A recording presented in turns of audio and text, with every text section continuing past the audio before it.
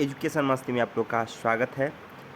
आज से सीडीपी के मनोविज्ञान के वो महत्वपूर्ण प्रश्न आएंगे जो कि किसी भी टीचर एग्ज़ाम के लिए बहुत इम्पोर्टेंट है।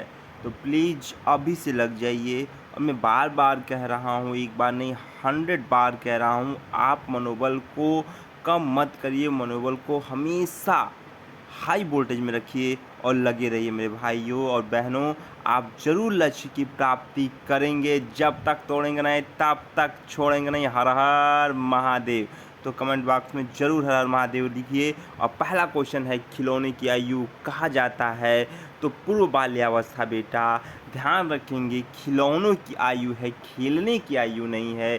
यही खेलने की आयु रहती बेटा जी, तो ये बाल्यावस्था रहती। और बाल्यावस्था को 3 में बांटा गया था, पूर्व बाल्यावस्था, मध्य बाल्यावस्था और उत्तर बाल्यावस्था। दूसरा क्वेश्चन है, निम्न में से कौन सा पूर्व बाल्यावस्था की अवस्था नहीं है, विशेषता नहीं है?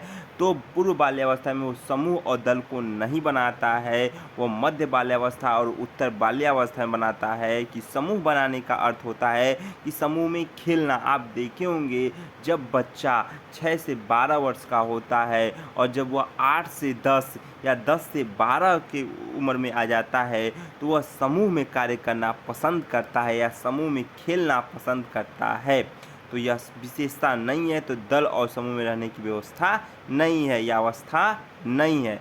उत्तर बाल्यावस्था में बालक भौतिक वस्तुओं के किस आवश्यक तथ्यों का परिवर्तन समझने लगते हैं? तो द्रव्यमान, संख्या, क्षेत्र। जब वह उत्तर बाल्यावस्था में चला जाता है, कहीं ना कहीं वह पूर्व किशोरावस्था में आने वाला होता है, तो वह द्रव्यमान के बारे में, संख्या के बारे में और उसके क्षेत्र के बारे में जानने लगता है। तो ज़्यादा से ज़्यादा वीडियो को देखें आप लोग और सुनते जाइए। क्वेश्चन एक से एक अच्छे से अच्छे क्वेश्चन है। विकास का क्या अर्थ है? तो ध्यान रखिएगा, विकास दिखता नहीं है और जीवन प्रयत्न चलता रहता है। जब तक हम ख़त्म ना हो जाएं, वो विकास चलता रहता है। तो यह ध्यान रखेंगे, परिपक्वता एवं अनुभव के फलस्वरूप के परिवर्तन को विकास कहते हैं। बेटा मैं बार बार कहता हूँ, जिस दिन आपका अनुभव, जिस दिन आप में परिपक्वता आ जाएगी, जिस दिन आप आगे बढ़ते जाएंगे, आपका विकास, आपकी समझ, आपका समझौता, आपका श्रृंखला सब परिवर्तित होता चला जाएगा मेरे प्यारे भाइयों और बहनों। विकास के संदर्भ में कौन सा कथन सही नहीं है? तो विकास उकसाने या बढ़ावा देने से नहीं होता है।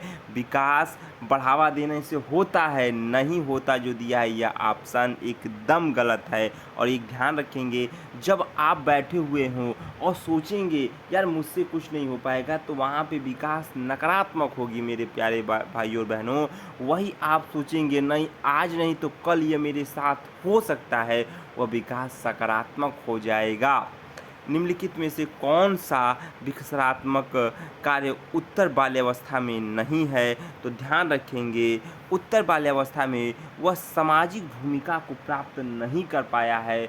वह जहाँ किशोरावस्था में आ जाएगा, तब जाकर वह सामाजिक कार्यों को या धर्मों को या कानूनों को अपनाएगा। अभी बाल्यावस्था में पूरी तरह से सामाजिक कार्यों को वह नहीं अपना पाएगा। सामान्य परिपक्व से पहले परीक्षण करना प्रायः है। तो ध्यान रखेंगे, आप देखे होंगे पहले बच्चे 6 से 12 साल में विद्यालय जाते थे। आज कहीं ना कहीं 3 से 6 साल में बच्चा विद्यालय जा रहा है। और वह जब विद्यालय जा रहा है तो प्लेग्राउंड के द्वारा या खेल के माध्यम से या गतिविधि के माध्यम से ज्ञान को प्राप्त कर रहा है। और यही ज्ञान कहीं ना कहीं वह पूर्व अवस्था या पूर्व ज्ञान को नए ज्ञान से जोड़ने का भी प्रयास करेगा। तो इसमें कहा है कि समान परिवर्तन से पहले परीक्षण करना प्रायः क्या होता है? तो वह लाभकारी हो या हानिकारक, यह इस पर निर्भर करता है कि किस प्रकार का परीक्षण दिया जा रहा है। अब लाभकारी तब होगा जब उसे गतिविधि से या खेल विधि से पढ़ाया जाए, चित्र विधि के द्वारा पढ़ाया जाए, भ्रमण विधि के द्वारा पढ़ाया जाए। लेकिन वहीं रटवाने की विधि के द्वारा पढ़ाया जाएगा तो वह हानिकारक हो जाएगा।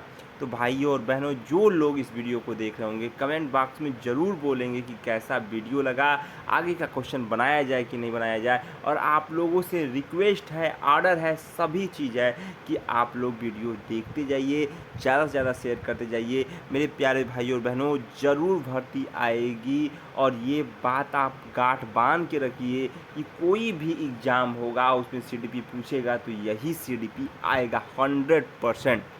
5 वर्ष का राजू अपनी खिड़की के बाहर तूफान को देखता है, बिजली चमकती है और कड़कने की आवाज़ आती है। राजू शोर सुनकर उछलता है, बार बार यह घटना होती है, फिर कुछ देर बाद शांत हो जाती है और राजू बिजली की गर्जन सुनकर उछलता है। राजू का उछलना यह किस सिद्धांत पर है, तो ध्यान रखिएगा कि राजू का उछलना पूछ रहा है।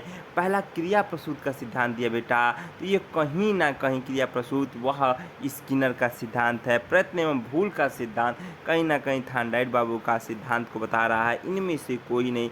तो ध्यान रखेंगे कि यहाँ पे क्रियाकर्ता क्रिया प्रसूत के सिद्धांत को ये बताया गया था, क्रिया पे बल देना।